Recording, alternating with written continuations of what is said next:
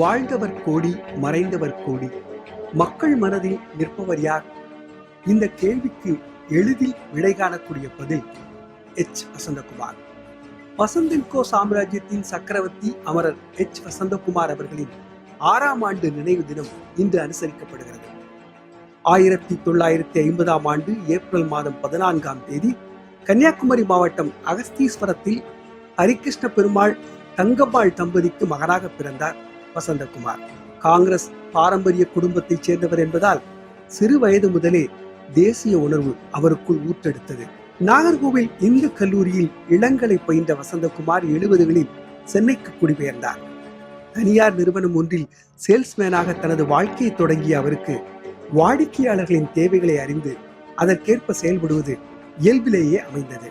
சொந்தமாக தொழில் துவங்க வேண்டும் என முடிவெடுத்தார் வசந்தகுமார். கையிருப்பு சொற்பம்தான், ஆனால் அவருக்குள் இருந்த கனவுகள் மாபெரும் துணிச்சலை கொடுத்தன.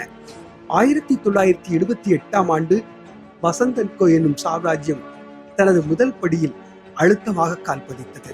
தனிப்பட்ட வளர்ச்சி மட்டும் முக்கியமல்ல, சமூக முன்னேற்றமும் அவசியம் என்ற அகண்ட சிந்தனை கொண்டவரான வசந்தகுமார் டிவி, மின்விசிறி, வாஷிங் மிஷின் என அன்றைய காலத்தில் நடுத்தர வர்க்க மக்களால் எளிதில் வாங்க முடியாத பொருட்களை தவணை முறையில் விற்றார். இதனால் எளிய மக்களும் சுலபமாக பொருட்களை வாங்க முடிந்தது.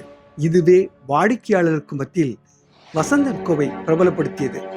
இப்படியான தனித்துவ பாதையில் பயணித்த வசந்தன்கோ இந்தியாவில் நம்பர் 1 நிறுவனமாக உருவெடுத்தது. வெளிச்ச பாதையில் சமூகத்தை செலுத்த வேண்டும் என்ற எண்ணம் கொண்டவரான வசந்தகுமார் காங்கிரஸ் பேரியக்கத்தின் மூலம் ஏழை எளிய மக்களின் துயர் துடைக்க முனைந்தார். கட்சிக்காக அயராது உழைத்த வசந்தகுமாருக்கு 2006ஆம் ஆண்டு நாங்குநேரி சட்டமன்ற தொகுதியில் போட்டியிட வாய்ப்பளித்தது காங்கிரஸ். 3 தசாப்தங்களாக வெற்றியே கிட்டாத தொகுதி நாங்குநேரி. கடும் சவால்கள் காத்திருந்தன. வெற்றி யாருக்கு என்றெல்லாம் யோசிக்கவில்லை. களத்தில் இறங்கி மக்களை சந்தித்தார். மாற்றுக் கட்சியினரை கூட மிகுந்த மரியாதையோடு அணுகும் அவருடைய மாண்பும் தொகுதி முன்னேற்றத்துக்கான அவருடைய செயல் திட்டங்களும் தேர்தலில் அவருக்கு வரலாற்று வெற்றியை தேடித்தந்தன. மீண்டும் 2016ஆம் ஆண்டிலும் அதே நாங்குநேரி தொகுதியில் வென்று தன் மீதான நம்பிக்கைக்கு தான் எப்போதும் தகுதியானவர் என நிரூபித்தார். அதேபோல் 2019ஆம் ஆண்டு கன்னியாகுமரி தொகுதியில் அவரை போட்டியிட வைக்க முடிவு செய்தது காங்கிரஸ் கட்சி. அதிலும் வெற்றி பெற்று மக்களவையில் கால் பதித்தார் வசந்தகுமார். சாலையோர வியாபாரிகளுக்கு வட்டியில்லா கடன்களை வழங்கும் இவருடைய திட்டம் பெரும் வரவேற்பை பெற்றது. வறுமையை மாற்ற கல்வியே சிறந்த ஆயுதம் என்பதை தீர்க்கமாக உணர்ந்த வசந்தகுமார் இலவச டியூஷன் மையங்களை தொடங்கி பல மாணவர்களின் சாதனை பயணங்களுக்கு வழியமைத்துக் கொடுத்தார். உழைப்பின் அடையாளமாகவே மாறிப்போன வசந்தகுமார் கடந்த 2020ஆம் ஆண்டு கொரோனா காலகட்டத்தில் மக்கள் பணியில் களத்தில் இறங்கி செயல்பட்டார். எதிர்பாராத விதமாக கொரோனா தொற்று ஏற்பட்டு மருத்துவமனையில் அனுமதிக்கப்பட்ட அவர் சிகிச்சை பலனின்றி காலமானார்.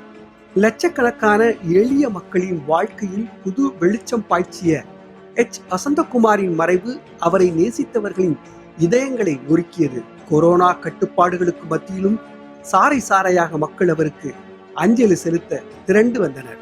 அதுவே அவருடைய மகத்தான வாழ்க்கை எப்படிப்பட்டது என்பதற்கான சாட்சியாகவும் அமைந்தது. குமரி மாவட்டத்தில் ஒரு சிற்றூரில் பிறந்து இந்த தமிழகத்தின் கடைக்கோடி கிராமங்கள் வரையில் தனது உழைப்பால் சென்றடைந்த அமரர் வசந்தகுமார் அவர்களின் சாதனைகள் காலத்தின் குரலாக ஒலித்துக் கொண்டே இருக்கும்.